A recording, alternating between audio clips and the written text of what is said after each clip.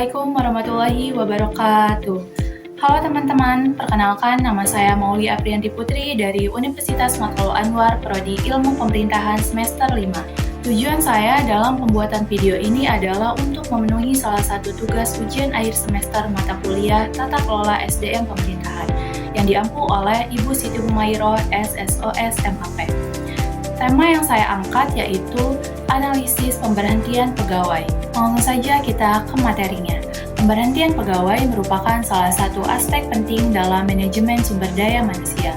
Keputusan pemberhentian tidak hanya berdampak pada pegawai yang bersangkutan, tetapi juga mempengaruhi organisasi secara keseluruhan, baik dari sisi kinerja, moral kerja, maupun citra institusi. Oleh karena itu, pemberhentian pegawai harus dilakukan berdasarkan landasan teori, aturan hukum, serta prinsip keadilan dan profesionalisme. Sebenarnya, apa sih pengertian dari pemberhentian pegawai itu sendiri? Secara umum, pemberhentian pegawai adalah berakhirnya hubungan kerja antara pegawai dan organisasi karena alasan tertentu. Menurut teori manajemen sumber daya manusia, pemberhentian dapat terjadi karena faktor internal organisasi, seperti kinerja, pelanggaran disiplin, efisiensi, dan ada juga faktor eksternal yang mempengaruhinya, seperti kondisi ekonomi, kebijakan pemerintah, dan restrukturisasi organisasi. Teori pemberhentian pegawai ada 4. Yang pertama yaitu teori manajemen sumber daya manusia. Dalam teori manajemen sumber daya manusia, pemberhentian pegawai merupakan bagian dari siklus kepegawaian setelah proses rekrutmen, pengembangan, dan penilaian kinerja.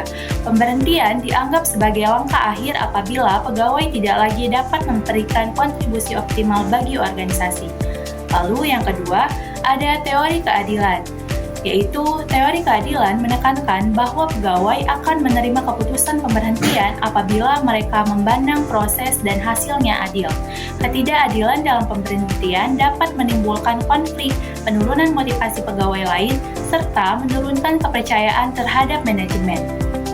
Yang ketiga yaitu ada teori hukum ketenagakerjaan. Dalam perspektif hukum, pemberhentian pegawai harus sesuai dengan peraturan perundang-undangan yang berlaku. Setiap keputusan pemberhentian wajib memiliki dasar hukum yang jelas, prosedur yang transparan, serta memperhatikan hak-hak pegawai. Lalu yang keempat, ada teori organisasi. Dari sudut pandang teori organisasi, pemberhentian pegawai dapat menjadi alat penyesuaian organisasi terhadap perubahan lingkungan. Namun, jika tidak dikelola dengan baik, pemberhentian justru dapat mengganggu stabilitas dan efektivitas organisasi. Ada beberapa isu dan permasalahan dalam pemberhentian pegawai. Yang pertama, pemberhentian sepihak. Salah satu isu yang sering muncul adalah pemberhentian sepihak oleh organisasi tanpa prosedur yang jelas. Hal ini dapat menimbulkan ketidakpuasan, konflik industrial, serta tuntutan hukum. Lalu yang kedua, ada ketidakadilan dan diskriminasi. Pemberhentian yang didasarkan pada faktor subjektif seperti kedekatan personal atau diskriminasi menjadi permasalahan serius. Praktik ini dapat merusak iklim kerja dan menurunkan moral pegawai. Lalu yang ketiga, ada kurangnya komunikasi. Minimnya komunikasi antara manajemen dan pegawai terkait alasan pemberhentian sering menimbulkan kesalahpahaman dan resistensi. Pegawai merasa tidak dihargai dan tidak dilibatkan dalam proses. Lalu yang terakhir ada dampak psikologis dan sosial. Pemberhentian pegawai tidak hanya berdampak secara ekonomi, tetapi juga secara psikologis dan sosial, seperti stres, menurunkan rasa percaya diri, serta kesulitan beradaptasi dengan lingkungan baru. Solusi dan strategi untuk mengatasi permasalahan tersebut. Yang pertama, penerapan prosedur yang transparan.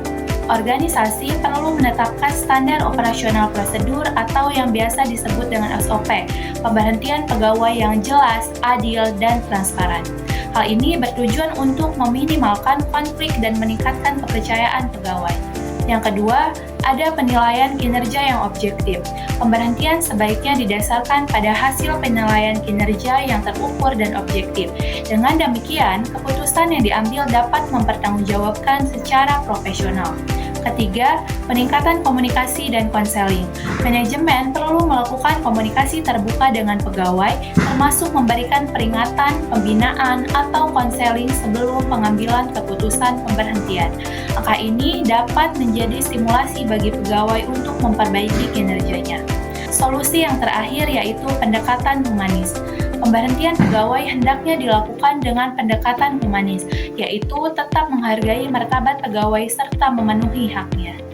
Terima kasih. Wassalamualaikum warahmatullahi wabarakatuh.